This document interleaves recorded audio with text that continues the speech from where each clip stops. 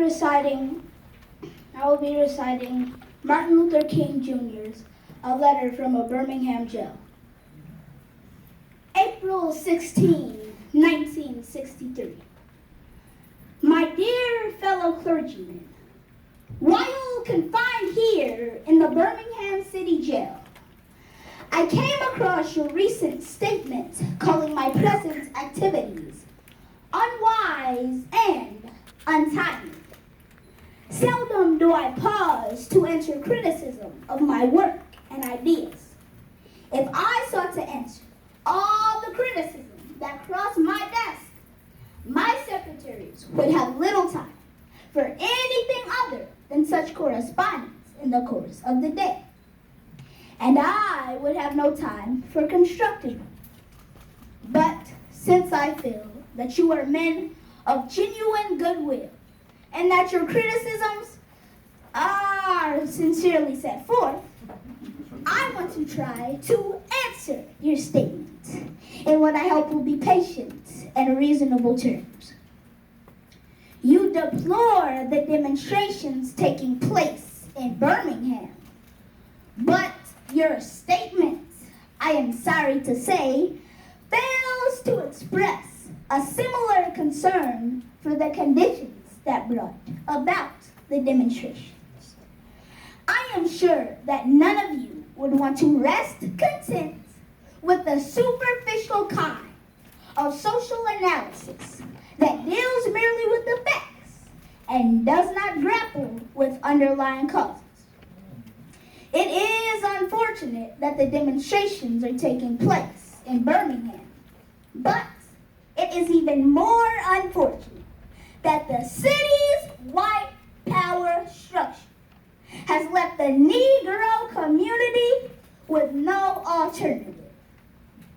I have traveled the length and breadth of Alabama, Mississippi, and all the other southern states on sweltering summer days and crisp autumn mornings.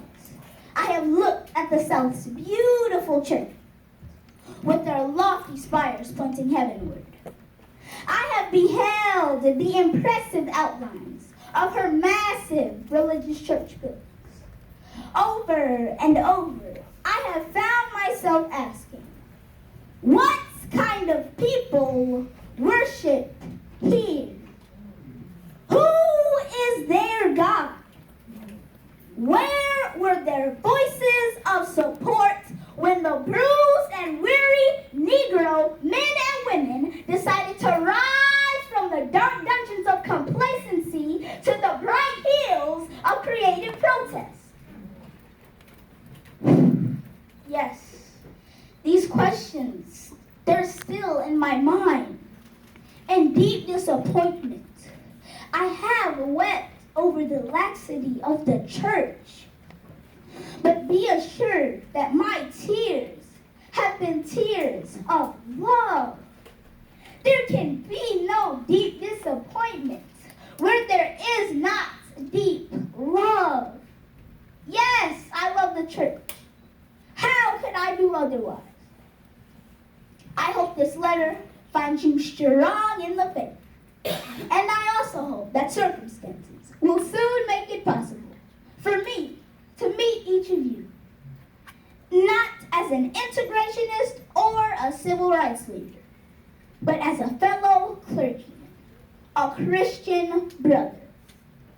Let us all hope that the dark clouds of racial prejudice will soon pass away, and that the deep fog of misunderstanding will be lifted from our fear and drenched communities. And in a not too distant tomorrow, the radiant stars of love and brotherhood will shine all over our nation with all their scintillating beauty. Yours for the cause of peace and brotherhood, Dr. Martin Luther King Jr. Thank you.